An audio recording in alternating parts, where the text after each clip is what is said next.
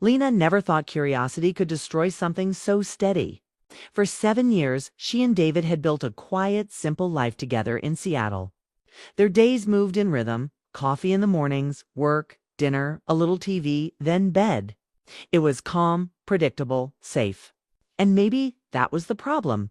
Somewhere between routine and silence, love had turned into comfort, and comfort had turned into distance. David was kind, always had been.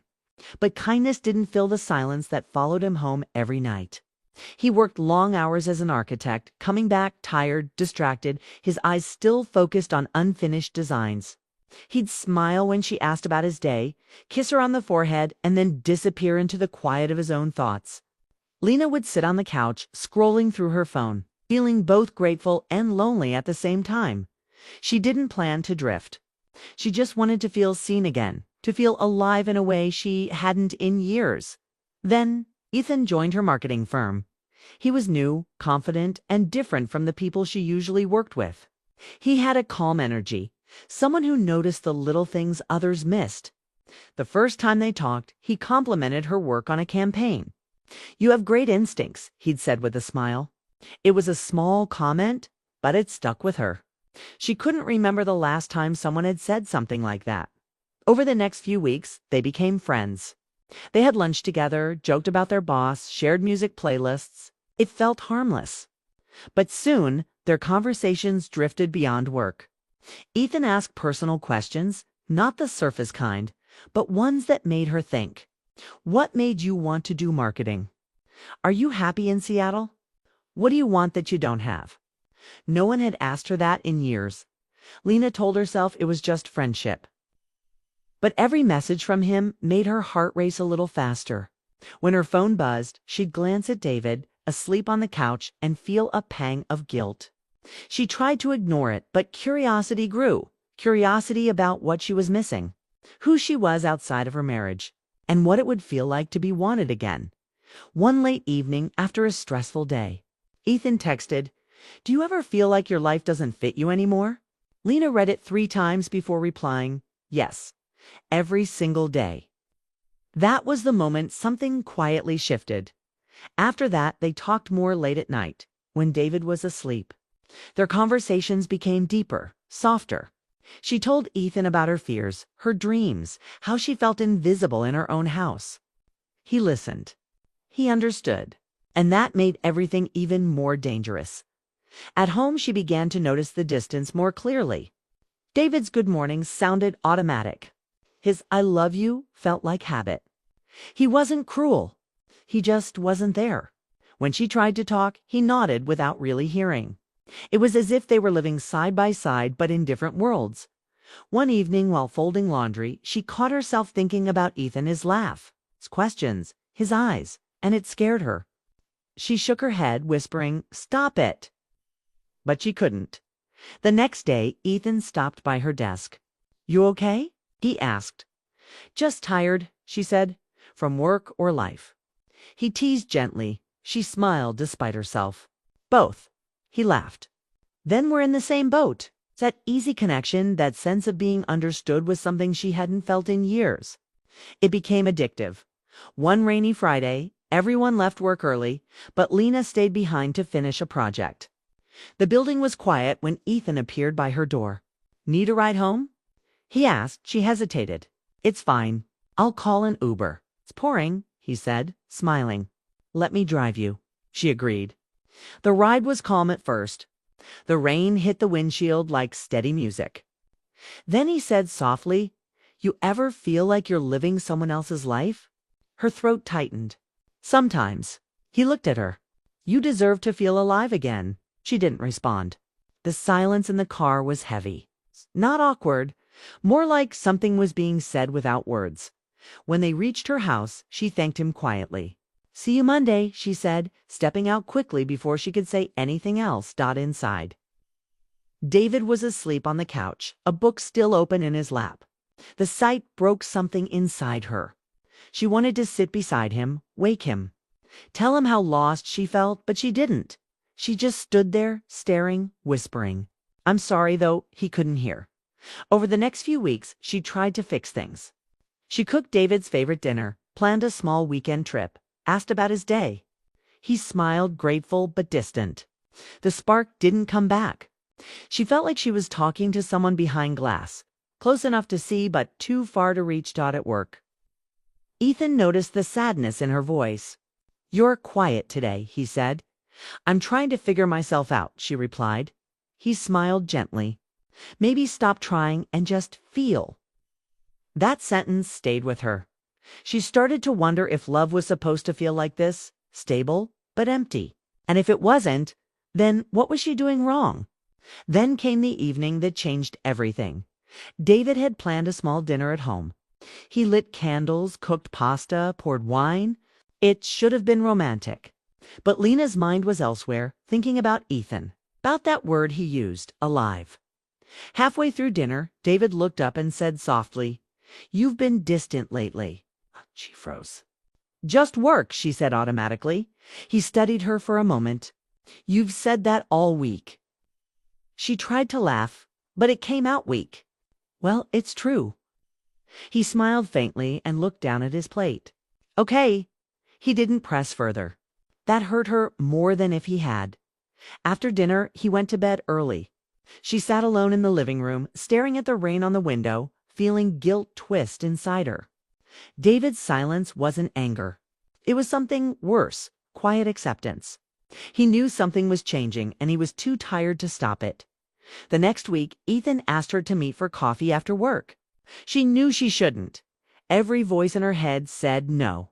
But curiosity whispered louder, "Just talk. It's harmless." They met at a quiet cafe by the harbor. The lights were warm, the smell of coffee mixed with rain. They talked for hours about everything, childhood dreams, regrets, what they wanted out of life. When Ethan looked at her, it felt like he could see every unspoken thought she'd buried for years. As she left, he said softly, "You don't have to keep pretending, Lena." Her heart raced. Pretending what? That you're happy. She couldn't answer. When she got home that night, David was at the table waiting. A candle burned low beside untouched food. He looked up, calm but tired. "You didn't answer my texts."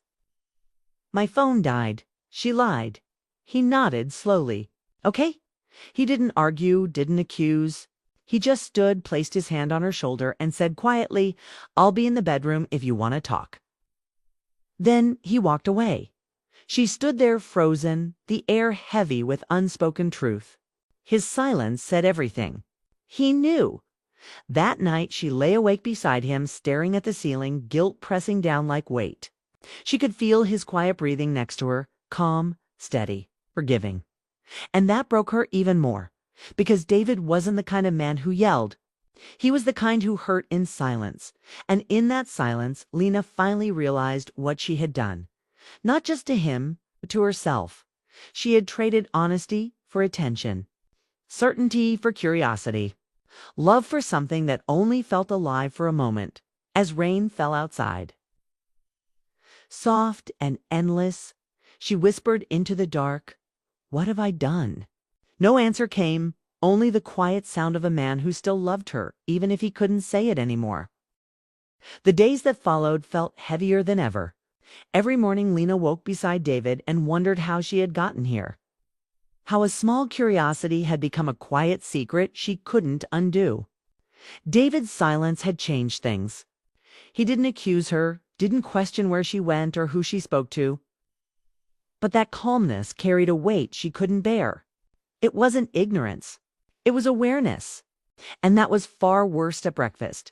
He still made her coffee, still smiled, still asked how she'd slept. But there was a distance behind his eyes, something measured, something watching. She couldn't tell if he was waiting for her to speak or if he had already accepted that she never would. She tried to act normal. She went to work, replied to emails, laughed with her coworkers, even with Ethan. But the laughter didn't sound the same. Something had changed between them. He could sense her guilt, and she could feel his quiet expectation. He didn't pressure her. He didn't even mention what happened or what nearly happened between them. But every time she looked at him, she saw the version of herself that had been reckless enough to forget what she already had. One afternoon, Ethan stopped by her desk. "You've been quiet," he said softly. "I'm just tired." She replied. He hesitated before saying, "You don't owe me an explanation, Lena.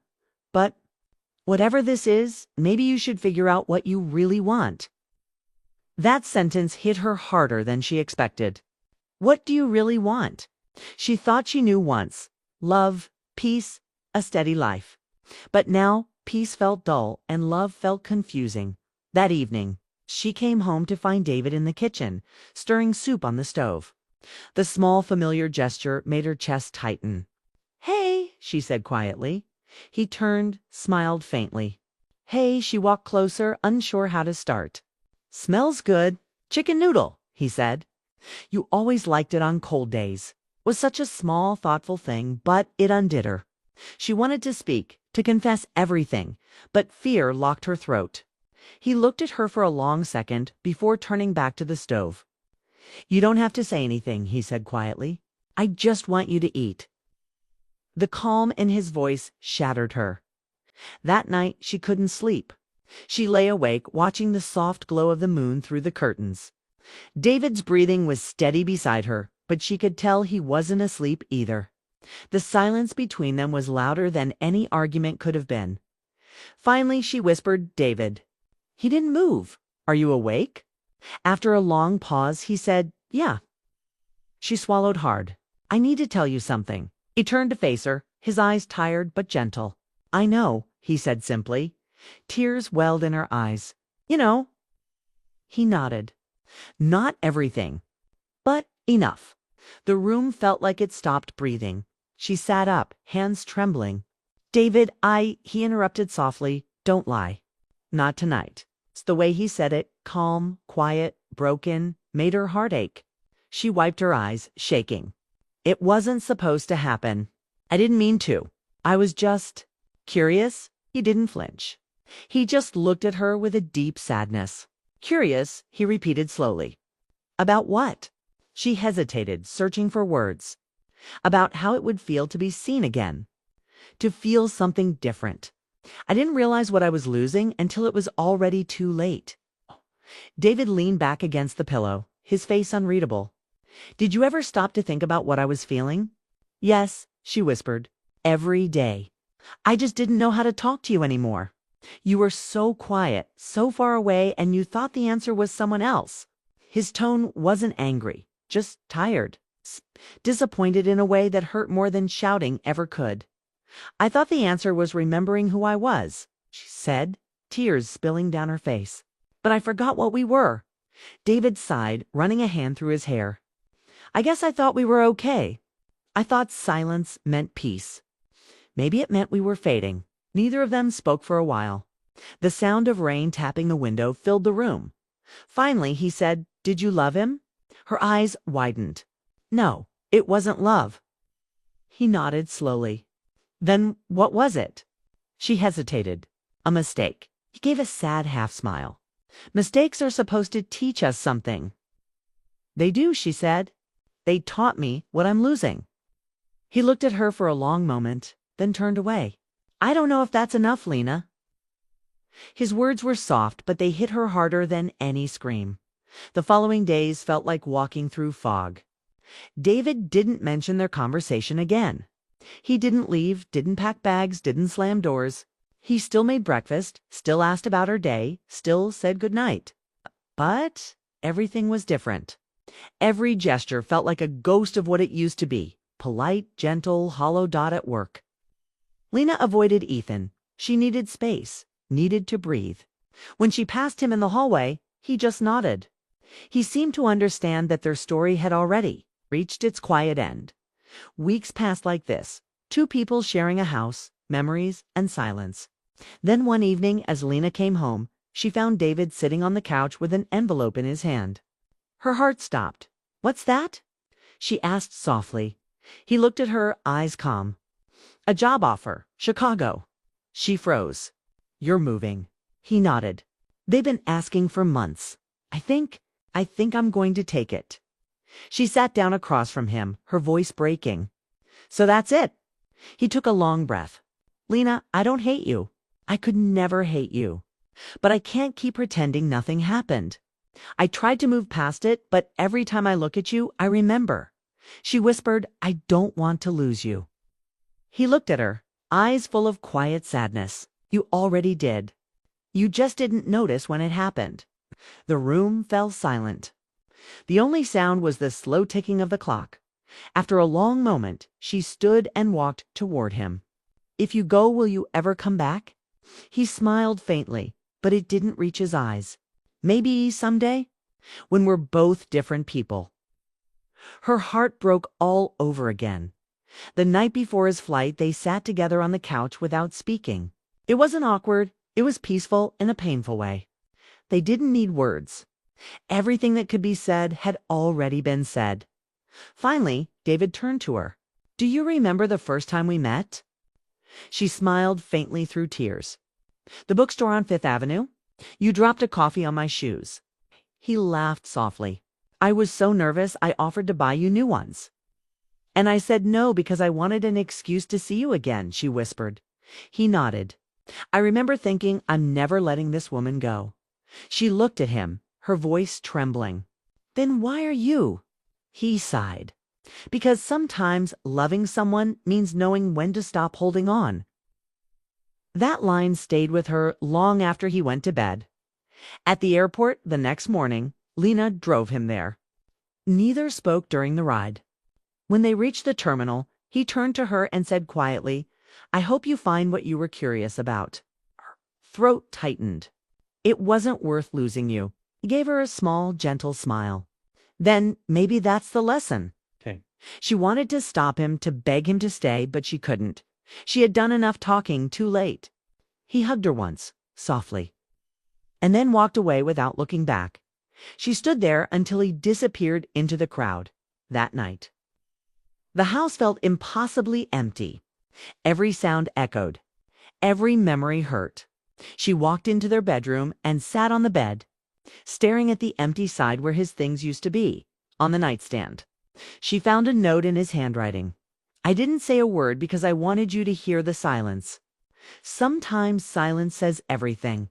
She read it over and over, tears falling onto the paper. For the first time in months, Lena realized she wasn't just sorry, she was changed. Curiosity had shown her what life without love felt like. It wasn't freedom. It was loneliness wrapped in regret. In the weeks that followed, Lena didn't see Ethan again. She deleted his number, moved to a smaller apartment, started writing again, something she hadn't done since college. Each word she wrote felt like rebuilding a piece of herself.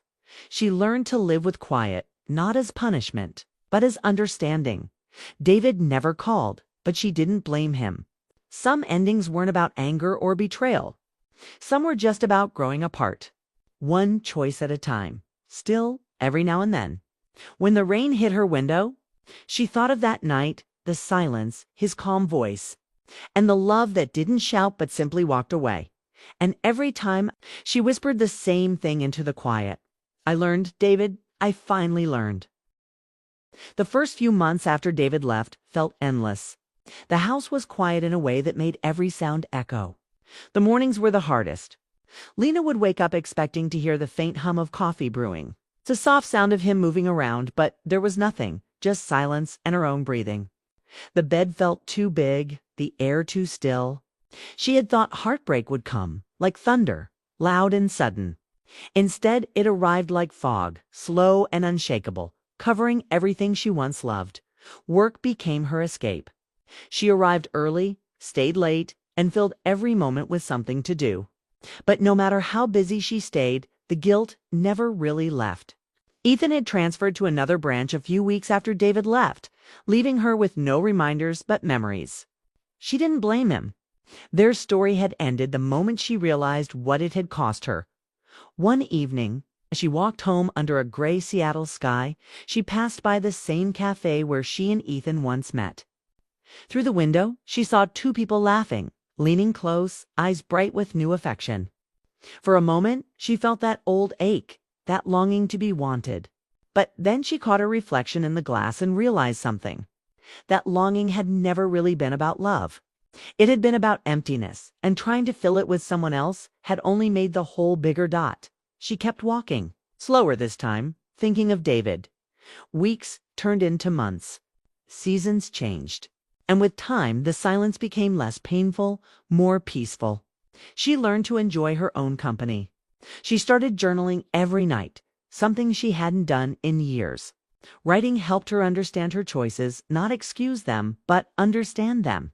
She realized how much of her life she had spent waiting to be seen instead of learning to see herself. On weekends, she began volunteering at a small animal shelter near her neighborhood. It was simple work, feeding, cleaning, helping people adopt. But it made her feel useful again. One afternoon, while walking a golden retriever named Max, a woman around her age smiled and said, "You seem peaceful." Lena laughed softly. "Not always, but I'm learning." The woman smiled. "That's the hard part. Learning peace." That night, Lena wrote those words in her journal. Peace is something you earn by facing yourself. It took almost a year before she heard from David again. The message came unexpectedly. A short email with no subject line. "Hey, I hope you're doing okay. Chicago's been good. The work is intense, but it keeps me grounded. I just wanted to say I'm glad you're finding your footing again. Take care of yourself." She read it 3 times, her hands trembling slightly. He didn't mention the past, didn't ask questions, didn't reopen old wounds. It was a message of quiet closure, and somehow it hurt and healed her at the same time. She typed a reply but stopped halfway. What could she possibly say? "I'm sorry, felt too small. I miss you" felt selfish. In the end, she just wrote, "Thank you, David. I'm learning to be better." Then she hit send. Months passed. Life started to move again. She decorated her apartment with small plants, learned to cook for one, started running in the mornings. The pain didn't vanish, but it softened. Sometimes she caught herself smiling without realizing it. One Sunday morning, she visited the bookstore on Fifth Avenue, the same one where she and David had first met. The bell over the door chimed softly as she entered. The smell of paper and coffee instantly brought back memories. She walked past the fiction shelves and paused near the corner where David had once spilled his drink on her shoes. She smiled faintly at the thought. An older woman beside her noticed her smile and said, "You just remembered something nice, didn't you?" Lena nodded. "Yes, something nice and a little sad." The woman smiled kindly. "That's how you know it mattered." Later that evening, Lena sat by her window, watching the rain fall just like it had that night. The night David hadn't said a word. The same calm rain, the same city sounds in the distance. But she was different now. The silence didn't scare her anymore. It felt like a companion, not a punishment. She thought about all the things she'd learned, how easily love could be taken for granted, how curiosity could blur the line between need and want, and how forgiveness, real forgiveness, had to start within. She didn't know if David would ever come back, and for the first time, said she didn't build her peace around that possibility. 2 years later, life had found a rhythm again. Lena had been promoted to lead her department at work. She'd made new friends, traveled to places she used to only dream about: Portland, Vancouver, even New York for a short conference. But the biggest change wasn't where she went. It was how she carried herself. One cold December morning, she received an invitation in her inbox. It was from an old mutual friend's small reunion dinner this weekend. "You should come. David might be there too." Her heart skipped a beat. 2 years. She hadn't seen him, hadn't heard his voice since that final airport goodbye. She wasn't sure if she was ready, but something inside her whispered, "Go." The dinner was held at a cozy restaurant downtown. Warm lights, soft music, familiar laughter. When she walked in, her friends greeted her warmly, and for a moment it felt like no time had passed. Then, across the table, she saw him. David looked older, but in a graceful way. His hair was shorter, his eyes calm, his smile the same, gentle, patient. When their eyes met, time seemed to pause. He gave her a small nod and she smiled back. They didn't speak much at first. The group laughed and shared stories, the air filled with warmth and memories. But as the evening went on, David finally approached her near the bar. "Hey, he said quietly. Hey, she replied. He smiled faintly. You look good. So do you, she said. Okay, she meant it. They stood in comfortable silence for a moment before she said, I got your email. I never said thank you. He nodded. You didn't have to. I wanted to, she said. It meant a lot. He looked at her for a long moment. You seem lighter. She smiled softly. I had to be. I didn't like who I was. He nodded again. Neither did I, back then. I blamed myself for a long time, thinking I'd stopped trying, stopped listening. She met his eyes. We both stopped, David. I just made the bigger mistake. He sighed gently. We were young. We thought love could survive on autopilot. There was no bitterness in his voice, only acceptance. As the night ended, they walked outside together. Snow had started to fall, quiet and soft. They stood on the sidewalk, hands in their pockets, breath visible in the cold air. I never stopped caring about you, David said quietly. She looked at him, her eyes shining. I know, and I never stopped wishing I had done things differently. He smiled faintly. Maybe that's enough. We don't have to rewrite what happened. We just have to carry it better. She nodded, tears glimmering but not falling. You sound wiser.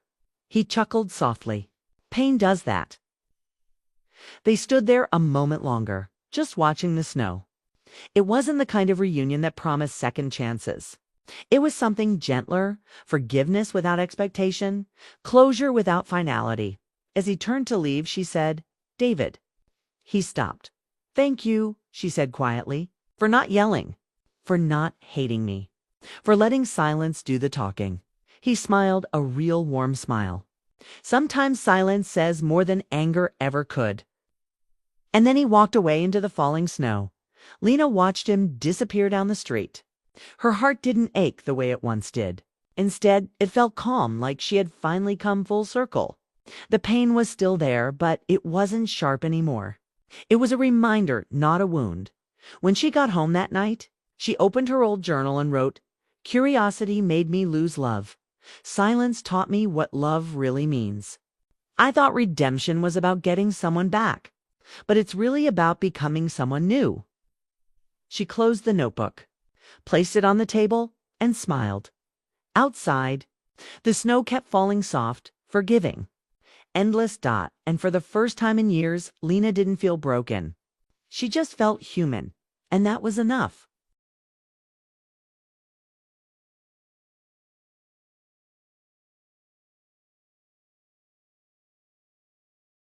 Emma Reynolds was 35, a successful marketing consultant living in Seattle, married to Mark for almost 10 years.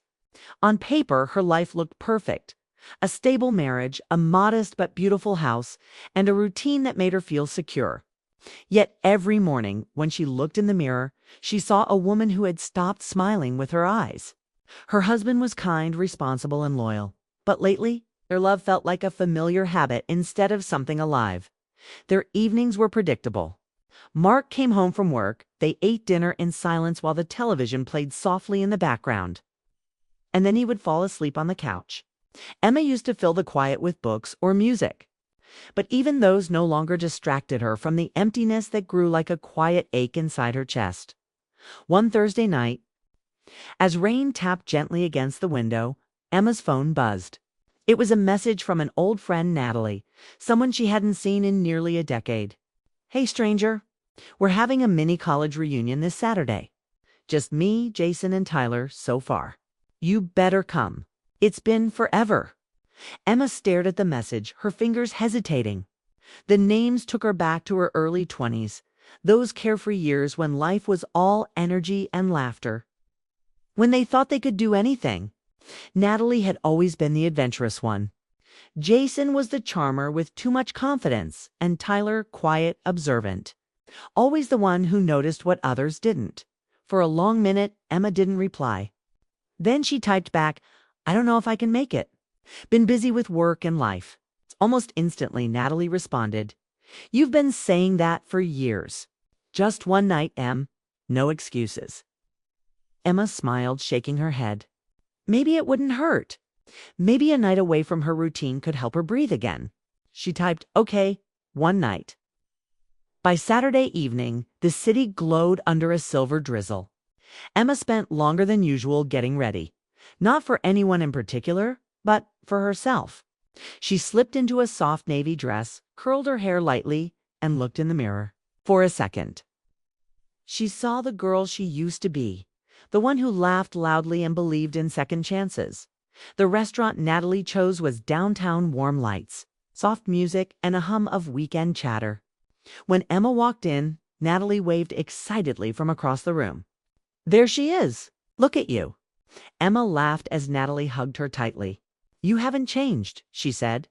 "Neither have you," Natalie replied, her smile wide but her eyes observant. "You look steadier, but maybe too steady." Before Emma could answer, Jason appeared. He looked older, a few gray strands at his temples, but his grin was the same. "Emma Reynolds, I don't believe it. You still make every room brighter. Still a charmer, huh?" she teased, shaking his hand. Then Tyler rose from his seat quietly. "Hey," he said softly, his voice deep and calm. His presence felt different, grounded but distant. The four of them sat down, and just like that, years melted away. They talked about college, old professors, bad dorm food, wild nights that now felt like someone else's memories.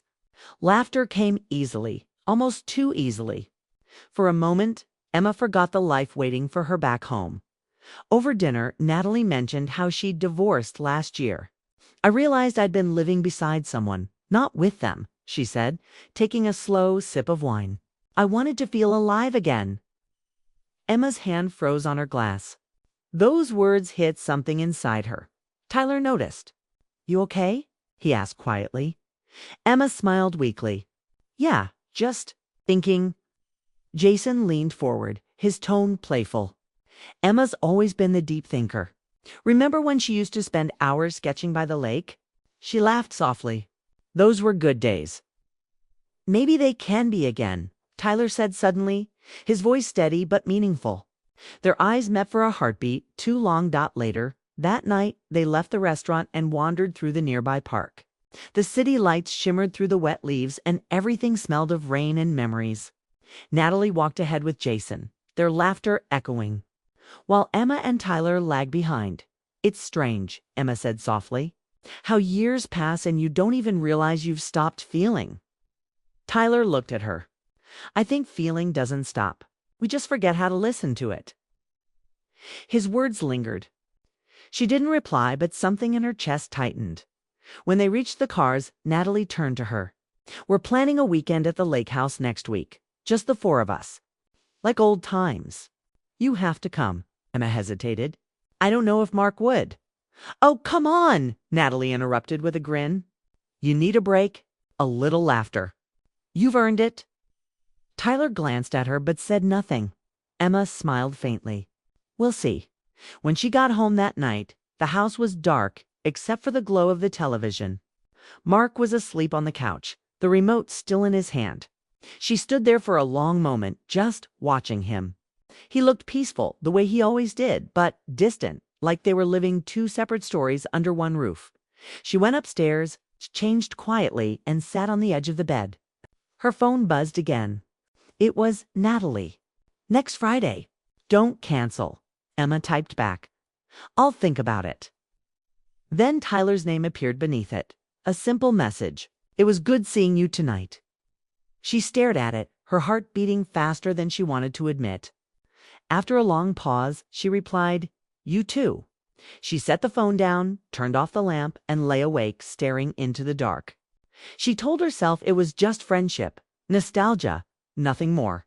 But in her heart, she knew something had shifted, something she couldn't name. Something dangerous and alive. Outside. The rain kept falling softly against the window, like the sound of time moving forward, and deep inside, Emma knew this wasn't just a reunion.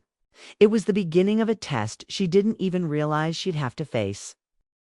The following Friday arrived faster than Emma expected. The week had been a blur. Work meetings, quick dinners, and a quiet tension at home that neither she nor Mark talked about.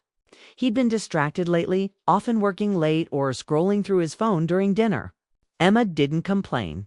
She didn't even ask where his mind went. Somewhere between the years of comfort and distance. She had learned that silence was easier than confrontation.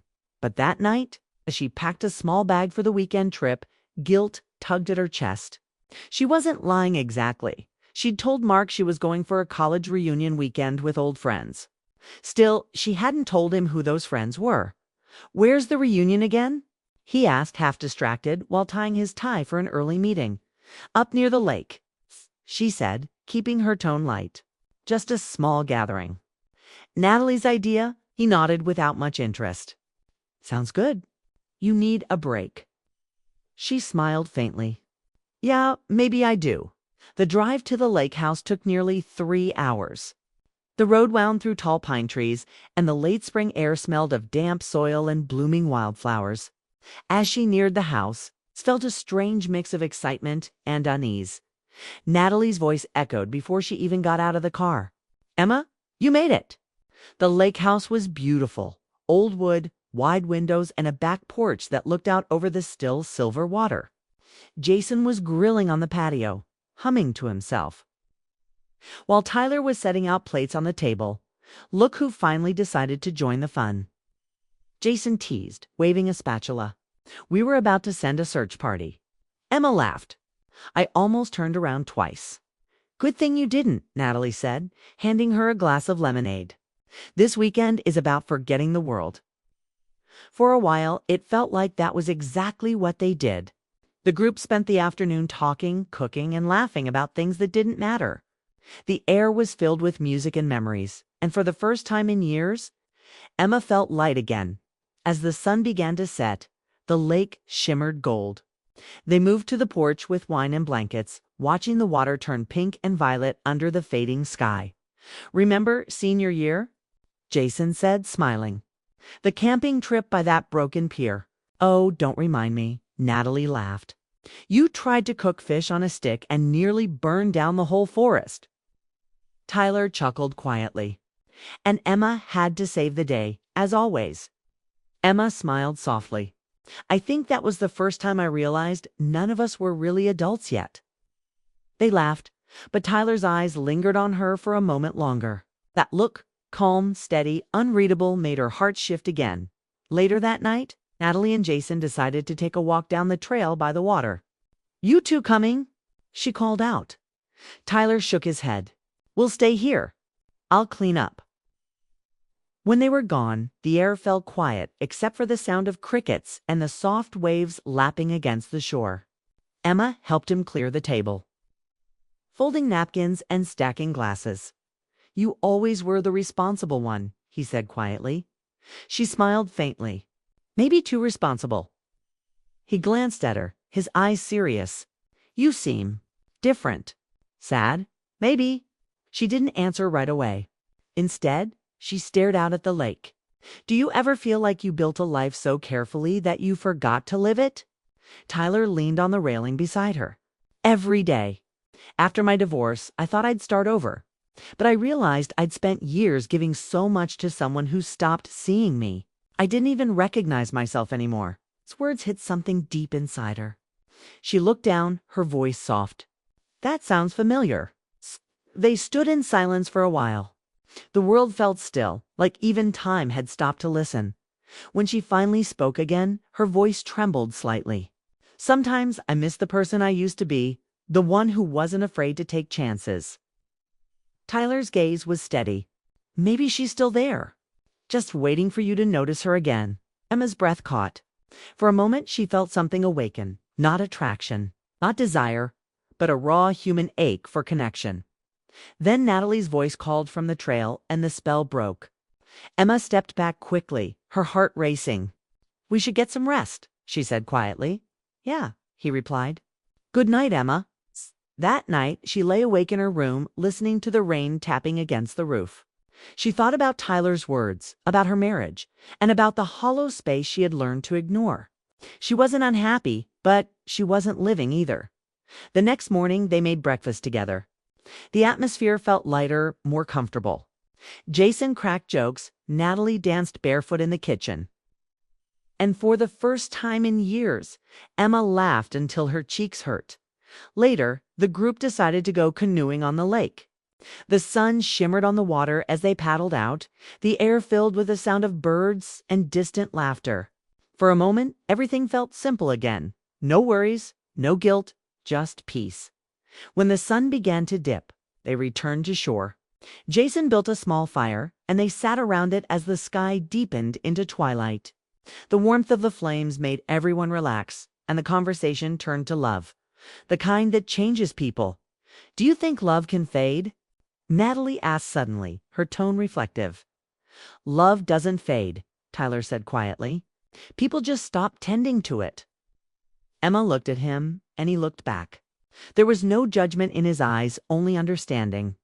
She wanted to look away, but COULDN single quotes to Jason broke the silence with a laugh. "You two always did get too deep for me. Love's messy." "That's all I know." Everyone laughed, and the moment passed. But deep inside, Emma knew something had shifted again. That night, when she went inside to get her sweater, she found her phone buzzing. It was a message from Mark. "Hope you're having fun. Don't stay up too late." She stared at the message for a long time. The words were kind but distant, like a note left on a refrigerator. She typed back, "I'm fine. See you Sunday." She set the phone down and stood by the window, watching the reflection of the fire outside. Tyler was sitting alone now, staring into the flames, his face thoughtful for a long time. She just watched and realized she wasn't the only one trying to fill an empty space. When she finally stepped back outside, Tyler looked up. Their eyes met once more, a quiet understanding passing between them. Neither of them spoke. They didn't need to. The fire crackled softly, and the night wrapped around them like a secret neither wanted to say aloud. And in that stillness, Emma realized the truth she had been avoiding. She wasn't searching for love. She was searching for herself. The rain began early Sunday morning. It fell in steady streams, tapping softly against the windows of the lake house. Emma stood by the window, a cup of coffee in her hand, watching the gray ripples move across the water. She felt calm but restless, as if the storm outside had found its echo inside her. The weekend had been beautiful and heavy all at once. There had been laughter, warmth, and the quiet comfort of being seen again. But beneath it all lay an unspoken truth, something that neither she nor Tyler dared to name. Natalie entered the kitchen, her hair in a loose bun, eyes sleepy. "You're up early," she said, reaching for a mug. "Couldn't sleep," Emma replied softly. Natalie smiled knowingly. "I get it. Sometimes silence is louder than noise." Emma looked at her, wondering if Natalie saw through her calm expression. She probably did. Old friends always did. By noon, the rain cleared. They packed up their bags, cleaned the kitchen, and loaded the cars. The air felt heavy with the weight of goodbyes. "Same time next year?" Jason asked, smiling as he closed the trunk. "Definitely," Natalie said, hugging Emma tightly. "Don't disappear again, okay?" Emma smiled faintly. "I won't." When she turned to Tyler, words failed her. He just gave a small nod. "Take care, Emma. You too." Their hands brushed for a second, accidental, brief, but enough to make her heart tighten. Then he walked away, and she stood there, realizing that something in her had quietly changed forever. The drive home felt longer than before. The closer she got to her neighborhood, the more her thoughts tangled. What did she want from her life now? What did she want from her marriage? Mark wasn't cruel or careless. He was just absent. But maybe she had been too. When she stepped through the front door, the house smelled faintly of cedar and lemon cleaner. Mark was in the living room, sitting with his laptop open. "Hey," he said, smiling politely. "How was the trip?" "It was good," she said, hanging up her coat. "Peaceful? Glad to hear it." He closed his laptop and stood. "Dinner later?" She nodded, though her voice caught slightly. "Sure." That evening, as they ate, she watched him, the way he spoke about work, the small lines around his eyes, the comfort in his routine. He wasn't a bad man, just a distant one. And maybe, she realized, she'd let that distance grow too wide. After dinner, Mark went upstairs to make a call. Emma sat at the table for a while, her mind a storm. Then she quietly followed him. When he hung up, she said softly, "Mark, can we talk?" He looked surprised but nodded. "Of course. What's going on?" She hesitated, searching for words. "I think somewhere along the way, we stopped seeing each other. We became comfortable, maybe too comfortable, and I'm not blaming you. I think I let it happen too." He frowned slightly. "Is this about the trip?" "No," she said quickly. "It's about everything. About us, I miss feeling connected to you." Mark exhaled slowly and sat down on the bed. For a long moment, he didn't speak. Then he said, "You're right. I've been distracted. Work, stress. I thought I was doing enough just by being here." Emma's throat tightened. "You were here. Yes, but it felt like you weren't." He nodded slowly. "I know. And maybe you weren't here either." She froze at his words. Not because they were cruel, but because they were true. They sat in silence. Two people surrounded by years of love and distance. Finally, he spoke again. "Do you still want this? Us?" Her eyes filled with tears. "I do. But I want it to mean something again." Mark looked at her for a long time, then reached for her hand. It was a simple gesture, but it felt like a beginning. "Then maybe we start over," he said quietly. "Not from the beginning, just from right now." Something broke inside her, not in pain, but in relief. She nodded, her hand tightening around his. "I'd like that." The following weeks felt different. Not perfect, not easy, but real. They began talking more, walking together after dinner, even cooking on weekends. Sometimes silence still filled the room, but it wasn't the cold kind anymore. It was peaceful. One afternoon, Emma received a text from Natalie. "Tyler got a new job in Seattle. He asked about you." Emma stared at the message for a long time. She didn't reply immediately. She didn't know what to say. Eventually, she typed back, "Tell him I wish him the best." That night, she went for a walk by herself. The air was cool, the sun dipping low beyond the neighborhood trees. She thought about Tyler, the calmness in his voice, the truth in his eyes. He had reminded her of something she'd forgotten, that love wasn't about excitement or escape. It was about being seen. And in some strange way, she realized, it helped her see herself again. When she returned home, Mark was on the couch watching an old movie. "You okay?" he asked. "Yeah," she said softly, sitting beside him. "I just needed some air." He smiled. "You've seemed lighter lately." She looked at him, her eyes gentle. "Maybe I am. Maybe I finally stopped running from my own life." He didn't fully understand what she meant, but he didn't need to. He just reached for her hand, and she let him. Months passed. Summer turned to fall. Life became simple again, but in a way that felt new. Emma started painting again, something she hadn't done in years. She met Natalie for lunch every few weeks. And sometimes they'd laugh about old times, letting nostalgia warm them without holding them back.